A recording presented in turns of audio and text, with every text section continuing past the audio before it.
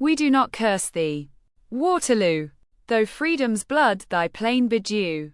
There, 'twas shed, but is not sunk, rising from each gory trunk, like the water spout from ocean.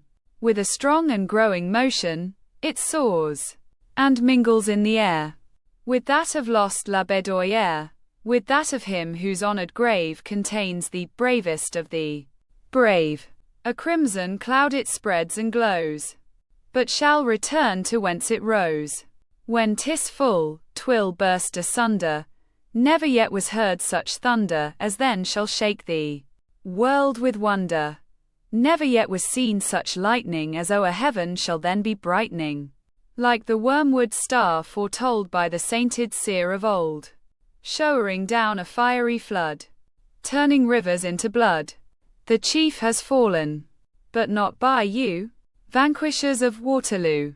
When the soldier citizen swayed not o'er his fellow men, save in deeds that led them on where glory smiled on freedom's son, who, of all the despots banded, with that youthful chief competed, who could boast o'er France defeated, till lone tyranny commanded, till, goaded by ambition's sting, the hero sunk into the king.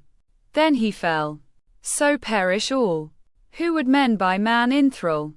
And thou, too, of the snow-white plume, whose realm refused thee ever a tomb, better hadst thou still been leading France o'er hosts of hirelings bleeding, than sold thyself to death and shame for a meanly royal name, such as he of Naples wears, who thy blood-bought title bears.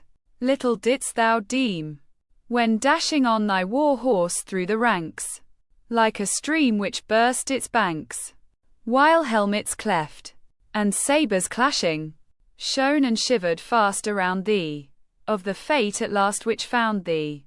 Was that haughty plume laid low by a slave's dishonest blow? Once, as the moon sways o'er the tide, it rolled in air, the warrior's guide, through the smoke-created night of the black and sulphurous fight. The soldier raised his seeking eye to catch that crest's ascendancy, and, as it onward rolling rose, so moved his heart upon our foes. There, where death's brief pang was quickest, and the battle's wreck lay thickest, strewed beneath the advancing banner of the eagle's burning crest, there with thunder clouds to fan her, who could then her wing arrest, victory beaming from her breast? While the broken line enlarging fell, or fled along the plain, there be sure was Murat charging, there he near shall charge again. O'er glory's gone the invader's march, weeps triumph o'er each levelled arch, but let freedom rejoice, with her heart in her voice, but her hand on her sword, doubly shall she be adored. France hath twice too well been taught the moral lesson, dearly bought. Her safety sits not on a throne, with Capet or Napoleon, but in equal rights and laws, hearts and hands in one great cause, freedom, such as God hath given unto all beneath his heaven, with their breath, and from their birth, though guilt would sweep it from the earth, with a fierce and lavish hand scattering nations' wealth like sand, pouring nations' blood like water, in imperial seas of slaughter. But the heart and the mind, and the voice of mankind, shall arise in communion, and who shall resist that proud union? The time is past when swords subdued, man may die, the soul's renewed. Even in this low world of care freedom near shall want in hair.